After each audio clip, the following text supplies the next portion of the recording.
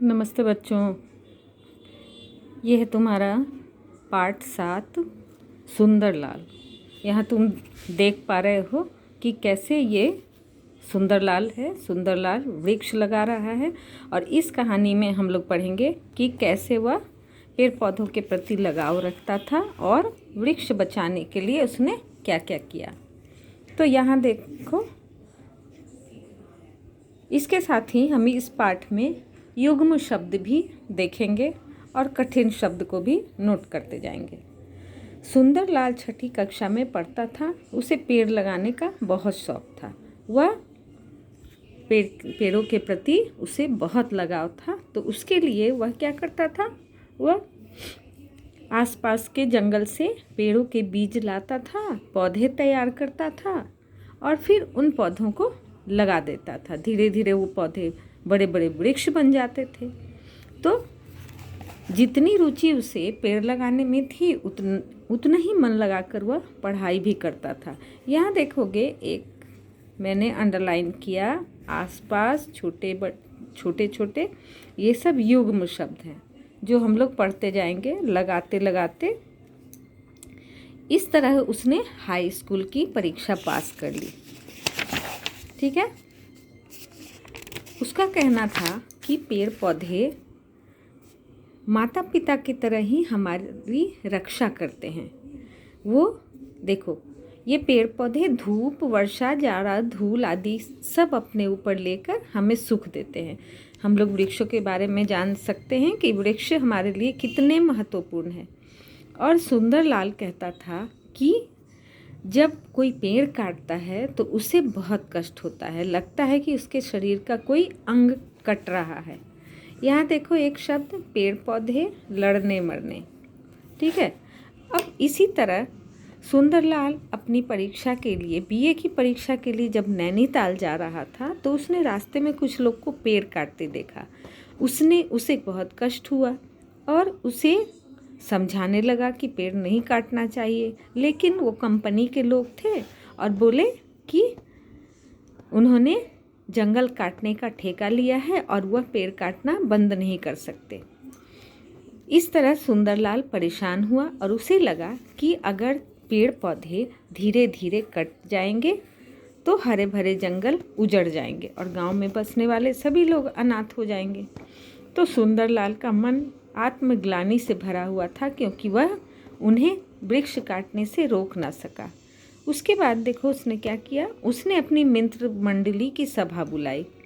सभा में गांव के अन्य लोगों को भी आमंत्रित किया। इस प्रकार लगातार पेड़ कटने से उत्पन्न होने वाले खतरे के बारे में बताया।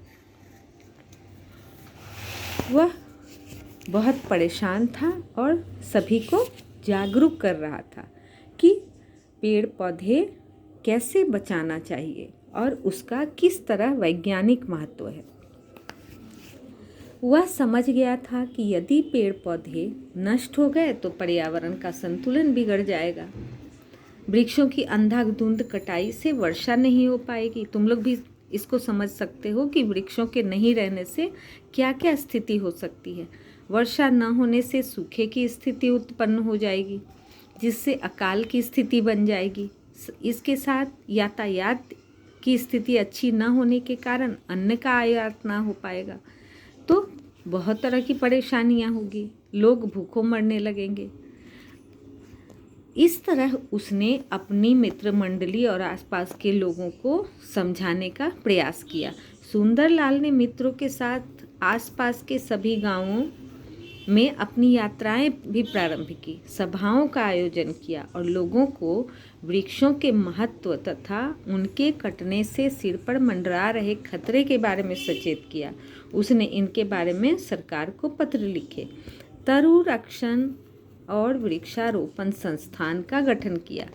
इसके साथ ही उसने लोगों को वृक्षों की कटाई रोकने का एक ढंग समझाया। वह ढंग क्या था कि जब भी कंपनी मजदूर पेड़ को काटने लगे तो लोग उस पेड़ से लिपट जाए। इससे कंपनी मजदूर उस वृक्ष को काट नहीं सकेंगे। सुंदरलाल के इस आंदोलन को चमत्कारी ढंग से लोकप्रियता मिली। जहाँ भी कंपनी के मजदूर या कोई अन्य किसी वृक्ष को काटने लगता, लोग उस पेड़ से लिपट जाते। इसी से चिपको आंदोलन का सूत्रपात हुआ। तुम देख सकते हो कि पाठ पढ़ते पढ़ते हम लोग बहुत ऐसी पंक्तियाँ पढ़ते हैं जिससे हमें एक शब्द में उत्तर देना या एक वाक्य में उत्तर देना, इस तरह के प्रश्न हम लोग बना सकते हैं। और बहुत सारे कठिन शब्द भी हम लोग अच्छे से समझ सकते हैं, लेकिन इसके लिए पाठ को अच्छी तरह पढ़ना होगा। पाठ के नीचे कुछ शब्दार्थ भी दिया हुआ है, जैसे जागृत, ये सब कठिन शब्द भी हैं। जागृत ऐसी अवस्था जिसमें सब बातों का ज्ञान हो। उत्पन्न करना, जगाना, व्याकुल, घबराया हुआ, आत्मग्लानि, अपने आप में खेद दुख होना, आमंत्रित, बुलाना, निमंत्रण देना, उत्तीर्ण मतलब पास, अंधाधुंध, बिना सोचे समझे, बहुत, आयात, आया हुआ, सचेत, सावधान, तरु, पेड़, सूत्रपात, शुरुआत होना। तो ये थी तुम्हारी पेड़ों की कहानी। वृक्ष काटने के लिए मना करना और वृक्ष को किस तरह बचाना, ये चित्र के सहारे तुम लोग समझ सकते हो।